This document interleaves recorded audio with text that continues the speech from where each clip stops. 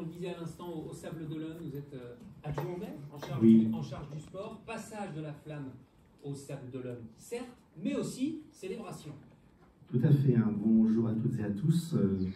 Je vais faire comme mes collègues et à juste titre vous remercier pour avoir choisi les Sables d'Olonne comme ville étape et donc de la flamme olympique. Je dirais que vous avez fait venir la flamme au Sable d'Olonne et puis en Vendée. Pour les bénévoles, c'est extraordinaire. Pour le sport, c'est extraordinaire aussi. Et je dirais que ce n'est pas uniquement ça. On a les services du département également qui sont derrière au niveau de l'organisation. Et c'est quand même très important parce que sans le soutien des départements, on ferait beaucoup moins de choses. Et je tenais à le dire également sans flatterie non plus. Ce sont des réalités et ça participe vraiment au dynamisme du territoire. Oui, effectivement, au niveau des Sables d'Olonne, on va avoir donc cette flamme qui va arriver aux alentours de 18 h sur le stade de la rue de Lierre. Stade de la rue de Lierre qui donc se situe, comme vous le voyez sur la carte, qui aura accueilli durant ces 2 jours 1000 élèves, parce que vous avez la chance d'avoir la flamme qui passe, je dirais, sur temps scolaire. Nous, elle passe après.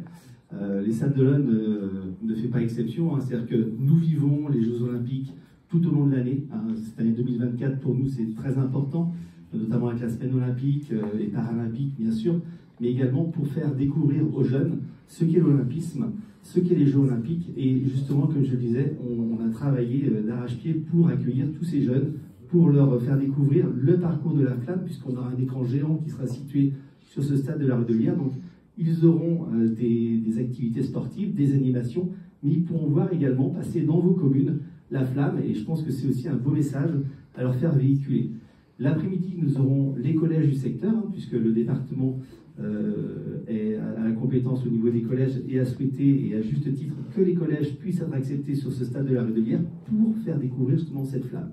Donc départ de la flamme à 18 h, notamment avec le CMJ qui sera invité pour nous. C'est important de mettre aussi les jeunes élus en avant sur cet événement.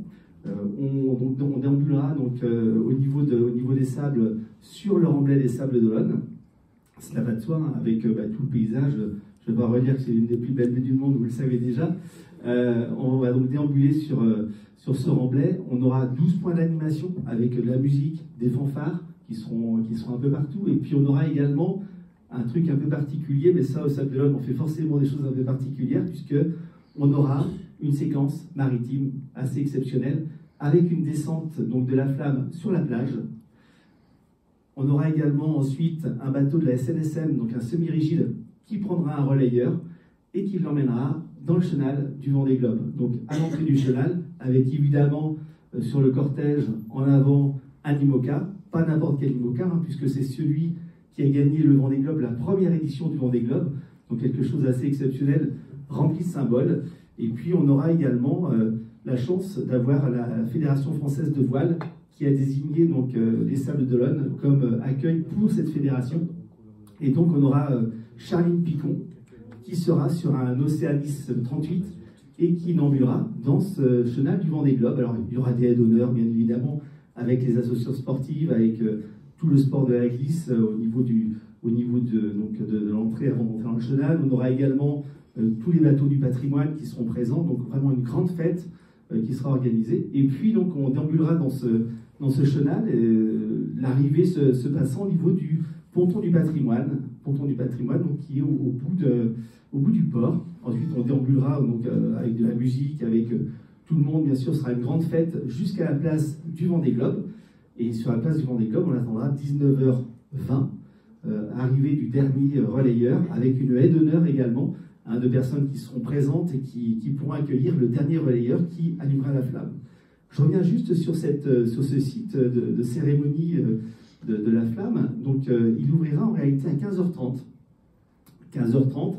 Et à 16 h, nous aurons la chance, merci également au département, d'avoir les barjots dunkers qui feront sur un espace sportif des démonstrations jusqu'à 17 h 30 environ.